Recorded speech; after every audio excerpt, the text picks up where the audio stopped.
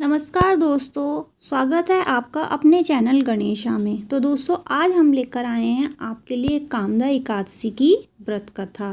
तो दोस्तों अगर आप मेरे चैनल पर पहली बार आए हैं तो प्लीज़ चैनल को लाइक, शेयर एंड सब्सक्राइब कर लीजिएगा और बेल आइकन का बटन भी प्रेस कर लीजिएगा, जिससे कि आने वाली नई वीडियो का नोटिफिकेशन सबसे पहले आपको मिल सके और आप वीडियो सबसे पहले देख सकें। तो दोस्तों आज हम कामदा एकादशी के बारे में बताएंगे, उसकी व्रत कथा बताएंगे। तो कामदा एकादशी रामनवमी के बाद 11 तिथि पर मनाई जाती है और इस बार जो है ये व्रत जो है 8 अप्रैल को रखा जाएगा।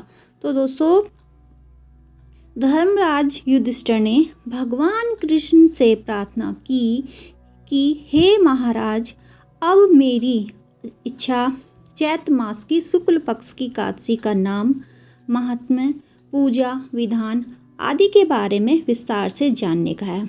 मतलब धर्मराज युधिष्ठिर ने भगवान श्री कृष्ण से कहा कि मुझे इस व्रत की पूजा कैसे की जाती है, इसका महत्व क्या है, ये मुझे पूरा विस्तार से आप बताइए।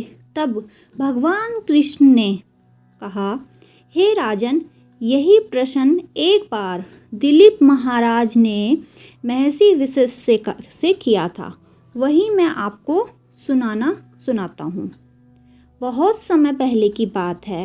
रत्नपुर नगर में अनेक ऐश्वर्यों से युक्त था। रत्नपुर नगर में अनेक अप्सरा, किन्नर और गंधर्व वास करते थे।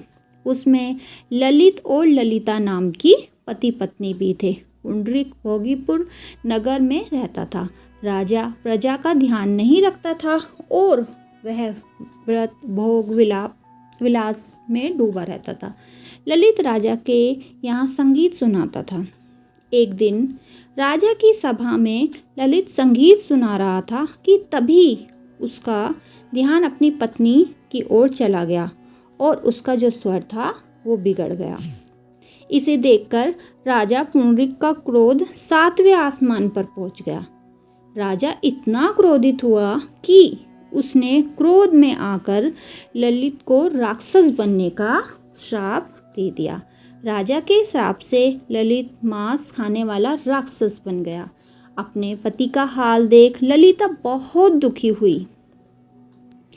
पुंडरीक के श्राप से वो भयंकर से सूर्य और चंद्रमा की तरह प्रतीत और मुख में निकलने लगी। सिर के बाल पर्वत पर खड़े वृक्षों के समान और भुजाएं लंबी हो गई। शरीर आश्चर्योग्य लंबा हो गया। वह राक्षस बनकर अनेक कष्टों को भोगता हुआ जंगल में भटकने लगा। उसकी स्त्री ललिता भी उसके साथ जंगल में भटक रही थी। एक दिन वह विंध्याचल पर्वत पहुंची, जहां उसे एक रंगी ऋषि मिले। उन्होंने उससे हाल पूछा। तब ललिता ने कहा कि मेरा नाम ललिता है और राजा पुंडरीक के श्राप से मेरा पति विशालकाय राक्षस बन गया। उसने अपने पति के उद्धार का उपाय पुंडरीक से पूछा। ऋषि ने बोले, गंधर्व कन्या, अब कामदा एकादशी आने वाली है। अगर तू कामदा एकादशी का व्रत करके उसका पुण्य अपने पति को दे दे तो राजा के श्राप शांत हो जाएगा और तेरा पति ठीक हो जाएगा। इस प्रकार ललिता ने व्रत किया और उसके फल से उसका पति ठीक हो गया। वशिष्ठ मुनि ने आगे कहा, हे राजन, इस व्रत को विधि पूर्वक करने से संसद पापों का नाश हो जाता है। संसार में इसके बराबर कोई व्रत नहीं है। तो दोस्तों ये थी हमारी कामदा एकादशी की व्रत कथा। आपको कैसी लगी जरूर बताइएगा। धन्यवाद दोस्तों।